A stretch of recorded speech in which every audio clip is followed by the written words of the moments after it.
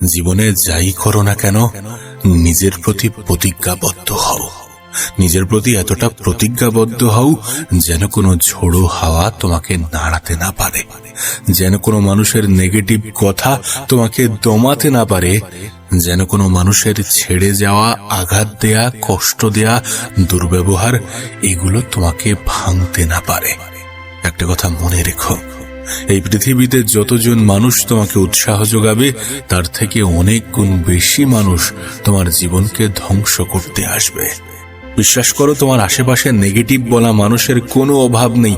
এমন খুব কম মানুষই আমাদের জীবনে আছে এবং এমন খুব কম মানুষই আমাদের জীবনে আসে যারা আমাদেরকে প্রশংসা করে এবং বলে যে তুমি পারবে, তোমার দ্বারা সম্ভব, হ্যাঁ তোমার উপরে বিশ্বাস আছে। এমন খুব কম মানুষই বলে, এমন খুব কম মানুষই বলবে। শুরুতে কেউ সঙ্গ দেবে না, কিন্তু সময়ের সাথে সাথে যদি তুমি নিজের উপরে কাজ করো, যদি তুমি অন্যের উপর থেকে নির্ভরশীলতা ছেড়ে দিয়ে নিজের উপরে 100% বিশ্বাস রাখো এবং উপরওয়ালার উপরে বিশ্বাস রাখো, নিজের কর্মের উপরে বিশ্বাস রাখো আর নিজেকে বলো যে আমি হার মানব না। জীবন যতই কঠিন হোক না কেন, মানুষ যতই দুর্ব্যবহার করুক না কেন, পিছনে যতই বলুক না কেন যে তুমি পারবে না, তোমার দ্বারা সম্ভব নয়, তারপরেও আমি হার মানব না। দেখো, এমনটা নয় যে ক্লান্তি আসবে না, এমনটা নয় যে সবসময় কাজ করতে ইচ্ছা হবে, সবসময় তুমি নিজেকে মোটিভেটেড ফিল করবে, কিন্তু যখনই ক্লান্তি আসবে, যখনই মনে হবে যে আর পাচ্ছি না, তখনই নিজেকে মনে করিয়ে দাও যে আমি তো ভিড়ের অংশ হতে আসিনি, আমি তো তাদের মতো নই যারা মাঝ পথে হাল ছেড়ে দেয়। একটা কথা মাথায় রেখো, প্রতিটি সকাল কিন্তু তোমার জন্য নতুন সুযোগ এনে দেয় এবং প্রতিটি সকাল তোমার জন্য নতুন যুদ্ধক্ষেত্র। আমি তো বলবো দিনের শুরুটা সুন্দর করো, কারণ সকালটা সুন্দর হলে সারা দিন তুমি নিজেকে সাজাতে পারবে। একটু সকালে ঘুম থেকে ওঠো, প্রয়োজনে একটা লিস্ট তৈরি করে ফেলো, দরকার হয় আগের দিন রাতেই একটা লিস্ট তৈরি করে ফেলো, দেন সেটা অনুযায়ী সকালে উঠেই কাজ শুরু করে দাও। এমনটা নয় যে কাল থেকে শুরু করব, এমনটা ভাবার কোনো প্রয়োজন নেই যে হাতে তো সময় আছে, সময় চোখের পলকে চলে যাবে। আর যারা কালের দোহাই দেয় তারা জীবনে কিছুই করতে পারে না। যদি তুমি জেদি হয়ে থাকো তাহলে সেই জেদ আজ থেকেই দেখাও, এখন থেকেই দেখাও, নিজের উপরে বিশ্বাস দেখাও।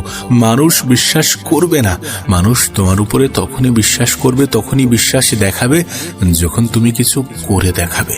শুরুতে সাপোর্ট করার মতো মানুষ তুমি পাবে না। শুরুতে সবাই অবহেলা করবে, সবাই ছোট করবে, হেয় করবে এবং বলবে যে তোমার দ্বারা হবে না। কিন্তু এই সব কিছুকে হজম করার পরে যখন তুমি নিজের উপরে কাজ করে নিজের জীবনটাকে সুন্দর করবে, তখন এই মানুষগুলোর বয়ান বক্তব্য পরিবর্তন হয়ে যাবে। তখন এই মানুষগুলো তোমাকে প্রশংসা করবে, তোমারই প্রশংসা করবে, হয়তোবা এমনটাও বলবে যে আমাদের বিশ্বাস ছিল তুমি পারবে। সবকিছু সময়ের খেলা, সবকিছু পরিস্থিতির খেলা। তোমার পরিস্থিতি পরিবর্তন হলে মানুষের তোমার প্রতি ধারণা পরিবর্তন হতে বাধ্য। তাই মানুষ যাই বলুক না কেন, যতই অবহেলা করুক না কেন, নিজেই নিজেকে বলো যে আমি হার মানব না। পরিস্থিতি কঠিন হতে পারে, মানুষের ব্যবহার তোমাকে কষ্ট দিতে পারে, তোমার মন থেকে এমন চিন্তাভাবনা দু একবার আসতে পারে যে আমার দ্বারা হবে না, কিন্তু এই সকল চিন্তাভাবনাগুলোকে প্রায়োরিটি দিলে, গুরুত্ব দিলে চলবে না। নিজেই নিজেকে বলতে হবে যে আমি হাল ছাড়ব না। নিজের অলসতাকে হত্যা করো, নিজের অজুহাতগুলোকে কবর দাও। মনে রেখো, অজুহাত শুধুমাত্র তারাই দেখায় যারা শুধুমাত্র স্বপ্ন দেখে যায়। তুমি তো শুধুমাত্র স্বপ্ন দেখো না, তুমি তো চাও স্বপ্নগুলো পূরণ হোক, তুমি তো চাও জীবনটা সুন্দর হোক, তুমি তো চাও পরিবারকে ভালো রাখতে। পরিবারকে ভালো রাখতে গেলে স্যাক্রিফাইস করতে হবে, পরিবারকে ভালো রাখতে হলে আরাম ছাড়তে হবে। আরাম তোমার জন্য হারাম যতক্ষণ না পর্যন্ত তুমি লাইফে নিজের জীবনটাকে নিজের মতো করে সাজিয়ে নিচ্ছ। তোমার গল্পের রাজা তুমি নিজে, আর তুমি নিজে যত দ্রুত এটা বুঝে যাবে ততই তোমার জন্য ভালো। তোমার গল্পের লেখকও তুমি নিজে, আর তুমি তোমার জীবনটাকে কেমন ভাবে সাজাবে সেটা সম্পূর্ণ তোমার সিদ্ধান্ত। প্রতিটা সকাল তোমার জন্য 2টি করে অপশন খুলে দেয়, যে আজকের দিনটা আবারও বরবাদ করে ফেলো, আজকেও সময়ের অপচয় করো, নিজের জীবনটাকে ধ্বংস করো, আদারওয়াইজ এই সময়টাকে কাজে লাগাও, নিজের জীবনটাকে নিজের মতো করে সাজাও। তুমি তো থামার জন্য শুরু করনি। আর যদি এমনটাই হয় যে থামার জন্য শুরু করনি, তাহলে নিজেই নিজেকে বলো যে আমি পারবই, আমি সাকসেস হবই, সফলতাকে নিজের জীবনের অংশ বানাবই। তাতে যাই হয়ে যাক না কেন, যা করতে হবে আমি করব।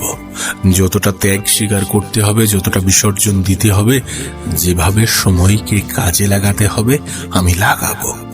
নিজেই নিজেকে বোঝানোটা খুবই গুরুত্বপূর্ণ, কারণ মানুষ শুরুতে বোঝে না, একটু আগেই তোমাকে বললাম। তাই নিজেই নিজেকে বোঝাও যে আমি হারার জন্য শুরু করিনি, আমি ওই অলসতাকে নিজের জীবনে প্রায়োরিটি দেওয়ার জন্য শুরু করিনি, আমি শুরু করেছি জেতার জন্য। তাই জিততে আমাকে হবেই।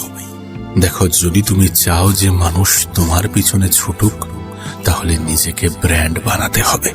হ্যাঁ, নিজেকে ব্র্যান্ড বানাতে হবে, নিজেকে একটি উদাহরণের মতো করে পেশ করতে হবে। দেখো, যদি তুমি তোমার জীবন নিয়ে সিরিয়াস হয়ে থাকো, তাহলে এই কথাগুলো তোমার সম্পূর্ণ জীবন বদলে দিতে পারে। এগুলো কোনো স্কুল কলেজ তোমাকে শেখাবে না, তোমাকে বলবে না, তোমাকে বোঝাবে না। এগুলো বোঝাই কে? জীবন। এগুলো বোঝাই কারা? মানুষ। জীবন থেকে, মানুষ থেকে যত বেশি পরিমাণে শিখে যাবে না, তত বেশি ম্যাচিওর হয়ে যাবে। আর ম্যাচিওরিটি প্রয়োজন এটা জানা যে মানুষ মানুষের অবস্থানকেই মূল্যায়ন করে। প্রয়োজন এটা জানা যে মানুষ মানুষের অবস্থানকেই গুরুত্ব দেয়, সম্মান করে, শ্রদ্ধা করে, ভালোবাসে।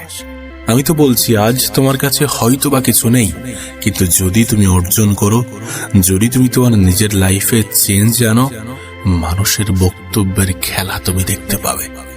যে মানুষগুলো তোমাকে এত ছোট বড় কথা বলতো, তারা তোমার দিকে তাকাতে পর্যন্ত সাহস পাবে না। শোনো, তোমাকে বলি, তুমি যদি মানুষের নেগেটিভ কথাগুলোকে গুরুত্ব দাও, তাহলে নিজেকে ভুলে যাও, নিজের স্বপ্নকে ভুলে যাও। নিজের ভবিষ্যৎ সুন্দর হবে এমন আশা ছেড়ে দাও, কারণ তোমাকে নেগেটিভিটি শোনাবে। তোমার প্রতিটা কথার মধ্যে খুদ বার করবে, তোমাকে বারবার বলবে যে তোমার দ্বারা হবে না।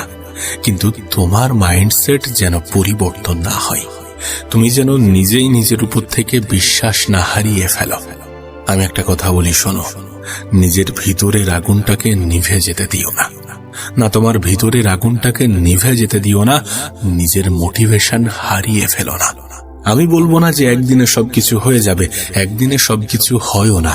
যদি স্বপ্ন বড় থাকে, তাহলে অনেক সময় অনেক কিছু থেকে বঞ্চিত হতে হয়, তাহলে অনেক সময় অনেক কিছু স্যাক্রিফাইস করতে হয়। যখন স্বপ্ন বড়, তখন মেহনত তো তেমন হওয়া উচিত, নাকি স্যাক্রিফাইসও তো তেমন হওয়া উচিত। আর তুমি তো বড় স্বপ্ন দেখতে ভয় পাও না, বড় স্বপ্ন দেখা উচিত। কখনো কখনো পরিস্থিতি তোমার হাঁটু ভাঁজ করে তোমাকে বসিয়ে দেবে, কখনো কখনো পরিস্থিতি তোমাকে অনেক কিছু শিখিয়ে দেবে, কারণ আমরা আমাদের জীবনের সব থেকে বেশি পরিস্থিতি থেকেই শিখি।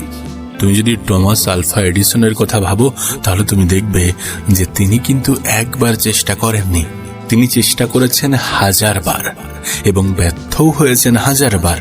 তিনি তো চাইলে হাল ছেড়ে দিতে পারতেন, আর যদি তিনি হাল ছেড়ে দিতেন, তাহলে তানার গল্প, তানার নাম আমি এখন আপনার সামনে উচ্চারণ করতাম না, আমি এখন তোমার সামনে উচ্চারণ মোটেই করতাম না। আমি তার নাম তোমার সামনে বলছি, উচ্চারণ করছি, তার কারণ তার গল্পের মধ্যে স্ট্রাগল আছে, তার গল্পের মধ্যে ব্যর্থতা আছে।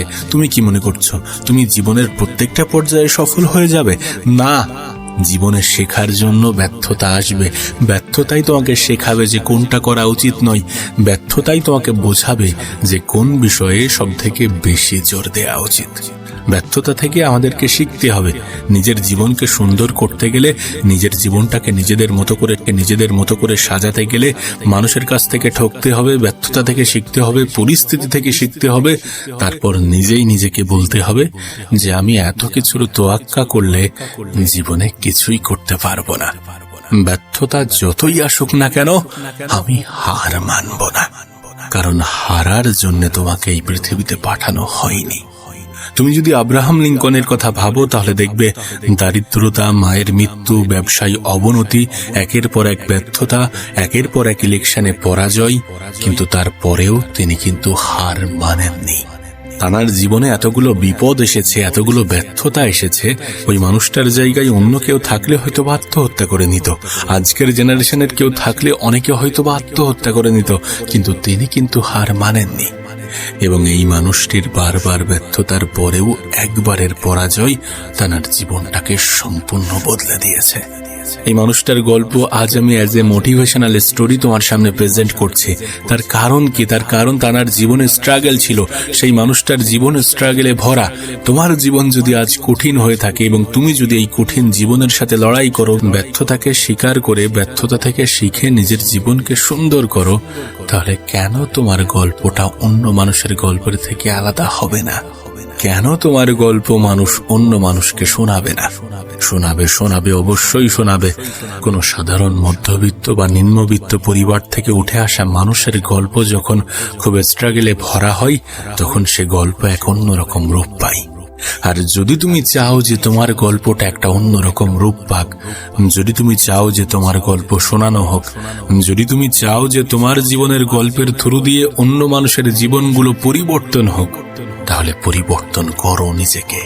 তাহলে সময়কে কাজে লাগাও, তাহলে নিজের উপরে বিশ্বাস দেখাও এবং নিজেই নিজেকে বলো যে আমি হার মানব না। তোমার কাছে আমি একটা অনুরোধ করব, ভাগ্যের দোহাই দিয়ে যেন কোনো কোণে লুকিয়ে যেও না। আবারও বলছি, শোনো, আমি প্রত্যেকবারই একটা কথাই বলি যে ভাগ্যে কি আছে আমরা জানি না। সুতরাং ভাগ্যের উপরে ছেড়ে দিয়ে হাত গুটিয়ে বসে থাকা আমাদের সাজে না। ভাগ্যে হয়তো বা এটাই আছে যে চেষ্টা করলে পাবে, মেহনত করলে পাবে, পরিশ্রম করলে হবে। আর যদি এটাই লেখা থাকে, তাহলে চেষ্টাই করে দেখো না, পরিশ্রমই করে দেখো না। সময় তো তোমার হাতে ওই 24 ঘন্টাই দেয়া হয়েছে, যেটা একজন সফল মানুষকে দেয়া হয়, যেটাই পৃথিবীর সব থেকে ধনী মানুষকে দেয়া হয়, যেটাই পৃথিবীর সব থেকে শক্তিশালী মানুষকে দেয়া হয়। তাহলে উপরওয়ালা তো তোমার সাথে নাইনসাফি করেননি। তুমি তোমার সময়কে হেলায় হারিয়ে নিজেই নিজের উপরে নাইনসাফি করছো। এটার জন্য দায়ী কে? তুমি নিজে নও। দেখো, জেদ যদি রক্তের মধ্যে মিশে থাকে, তাহলে ভাগ্যকেও পরিবর্তন করা যেতে পারে। ভাগ্য পরিবর্তন হয় উপরওয়ালা যখন দেখেন যে মানুষটা প্রচুর পরিশ্রম করছে, মানুষটা লড়াই করছে, মানুষটা স্যাক্রিফাইস করছে, মানুষটা অনেক বেশি চেষ্টা করছে, তখন উপরওয়ালা ভাগ্য পরিবর্তন করে দেন। তোমার হাতে তো চেষ্টাই আছে, তোমার হাতে তো লড়াই আছে, তোমার হাতে তো মেহনতি আছে। তুমি চেষ্টা করে দেখো না, নিজের উপরে বিশ্বাস রেখে দেখো না। অন্যরা তো রাখছে না। রাখবে কখন? রাখবে যখন তুমি নিজেই নিজেকে পরিবর্তন করবে। তুমি যদি স্টিভ জবসকে দেখো, তাহলে দেখবে যে তাকে তার নিজের তৈরি কোম্পানি থেকেই বার করে দেয়া হয়েছিল। একবার ভেবে দেখো এটা কতটা কষ্টদায়ক যে তার নিজের কোম্পানি থেকেই তাকে বার করে দিয়েছিল। একটা মানুষের ক্ষেত্রে এতটা সহ্য করা কি সম্ভব? কিন্তু তারপরেও তিনি সহ্য করেছেন, তিনি হজম করেছেন, তিনি নিজের উপর থেকে বিশ্বাস হারাননি। তিনি বিকল্প কিছু পথ বেছে নিয়েছেন, সেটার উপরে কাজ করেছেন, দেন তারপরে নিজেকে প্রমাণ করে দেখিয়েছেন। এরপর বাধ্য হয়ে তাকে তার কোম্পানিতে আবার ফিরিয়ে আনা হয়েছে। না তিনি দমে গিয়েছিলেন, না তিনি থেমে গিয়েছিলেন। নেক্সট এবং পিক্সারের মতো নতুন কোম্পানি আবিষ্কার করে তিনি আবার প্রমাণ করেছিলেন যে ব্র্যান্ড কোনো কোম্পানির নামে থাকে না, ব্র্যান্ড থাকে মানুষের নামে।